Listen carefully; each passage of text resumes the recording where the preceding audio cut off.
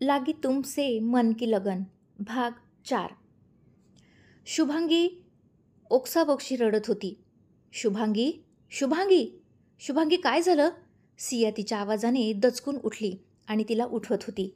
सियाच्या आवाजाने शुभांगी झोपेतून जागी झाली. ती अनोळखी नजरेने सियाकडे बघत होती. तिने आजूबाजूला पाहिलं तर ती हॉस्पिटलमध्ये नसून हवेलीमध्ये होती. शुभांगीच्या डोळ्यातून पुन्हा पाणी आलं. शुभांगी, काय झालं? स्वप्न पडलं का? सिया पुन्हा तिला प्रेमाने म्हणाली. शुभांगीने सियाला मिठी मारली. शांत हो. हे घे, पाणी पी. सियाने तिला टेबलवरील पाण्याचा ग्लास दिला. शुभांगीने त्यातून थोडं पाणी पिलं आणि ती थोडी नॉर्मल झाली. तू ठीक आहेस ना? सिया काळजीने म्हणाली. हो, आता बरं वाटतंय, शुभांगी हळू आवाजात म्हणाली. खूप वाईट स्वप्न होतं का गं? सियाने पुन्हा विचारलं. त्यावर शुभांगीच्या डोळ्यात पुन्हा पाणी आलं. इट्स ओके, तू आराम कर, सिया तिची हालत बघून म्हणाली. शुभांगी पुन्हा काउचवर आडवी झाली आणि तिने डोळे मिटले. शिवाच्या जाण्याने शुभांगी एकटी पडली होती. शिवाचा अंत्यसंस्कार करून भवानी देवी शुभांगीसोबत तिच्या घरीच थांबल्या. शुभांगीला अशा परिस्थितीत एकटं सोडणं त्यांना पटत नव्हतं.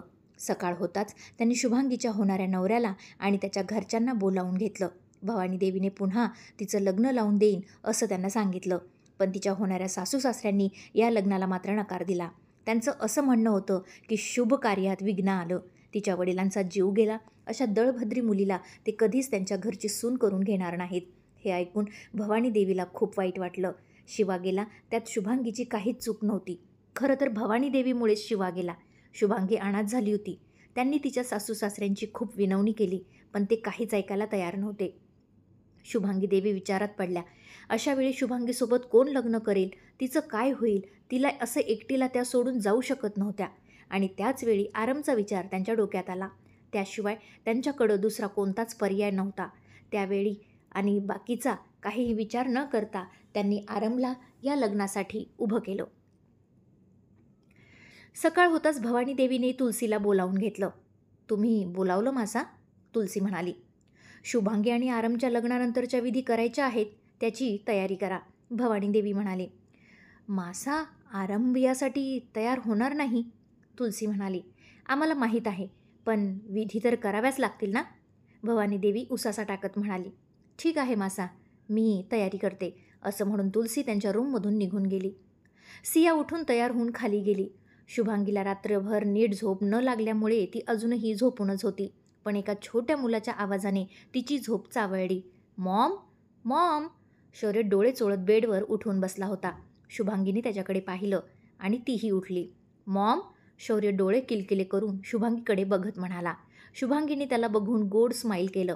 तो अनोळखी नजरेने तिच्याकडे बघत होता. गोरी गोरी शुभांगी त्याला खूप आवडली. तू कोण आहेस? एक मिनिट, तू परी आहेस का?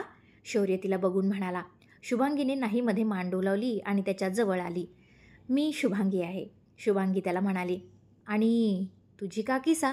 सिया रूममध्ये येत म्हणाली. काकीसा? शौर्य प्रश्नार्थक मुद्रेने सियाकडे आणि मग शुभांगीकडे बघत म्हणाला. तुझे आरम काकासा आहेत ना, त्यांची ही बिंदणी, सिया हसत म्हणाली.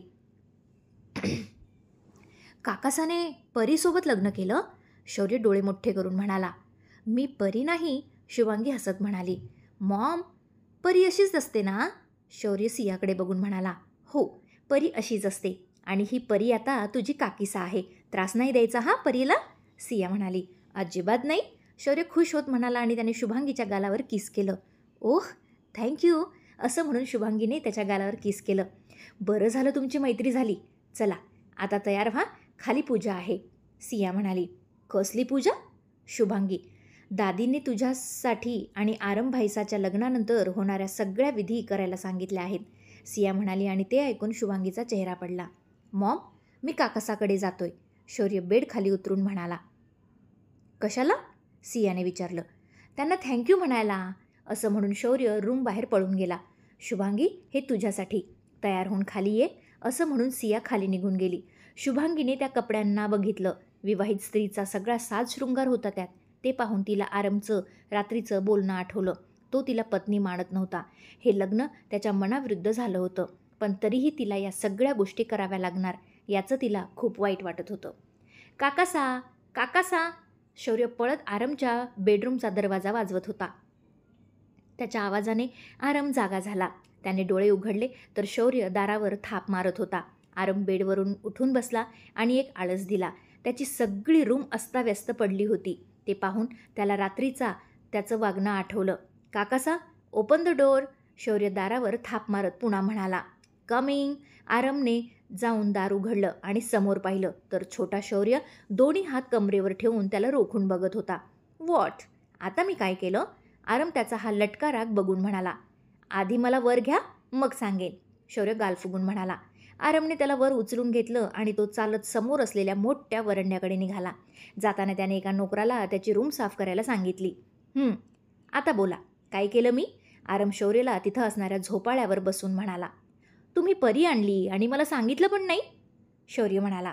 परी? आरम न समजून त्याच्याकडे बघत होता. येस, परी. शुभांगी काकीसा? शौर्य म्हणाला आणि तेव्हा कुठे त्याचं बोलणं आरमला समजलं. तो काहीच बोलला नाही. आपण सगळं शेअर करतो ना, मग परीबद्दल का नाही सांगितलं? शौर्य पुन्हा लटक्या रागात म्हणाला. तुम्ही आपल्या फ्रेंडशिपचा रूल तोडला, याची शिक्षा तुम्हाला मिळणार. शौर्य म्हणाला. कसली शिक्षा? आरम कपाळावर आठ्ठा आणून म्हणाला. उद्या माझा बर्थडे आहे, तर मला मॅजिक कार आणि प्ले स्टेशन हवं. शौर्य म्हणाला. अजिबात नाही या. पाठीमागून सियाचा आवाज आला.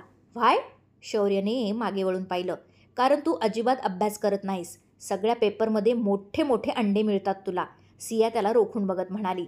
मीच देते मोठे मोठे अंडे, मी कुठे मागतो? शौर्य गाल फुगून म्हणाला आणि त्यावर आरम खळखळून हसायला लागला. बघितलं भाईसा, किती आगाऊ आहे हा. तुम्ही अजिबात याचा लाड करायचा नाही या. आणि तू चल तयार हो, पूजा सुरू होणार आहे. सिया त्याचा कान पिरगाळत म्हणाली. कसली पूजा भाभीसा? आरमने विचारलं. बडी दादीसाला पूजेसाठी काही कारण लागतं का? रोज पूजा, रोज हवन. शौर्य म्हणाला. बदमाश. सियाने शौर्यवर डोळे मोठे केले आणि शौर्य धूम पळून गेला. दादीसाने तुमच्या लग्नानंतरच्या विधी करायला सांगितल्या आहेत. तुम्ही तयार होऊन खाली या. असं म्हणून सिया तिथून निघून गेली आणि आरमने रागाने मूठ बाजूच्या टेबलवर आदळली. To be continued.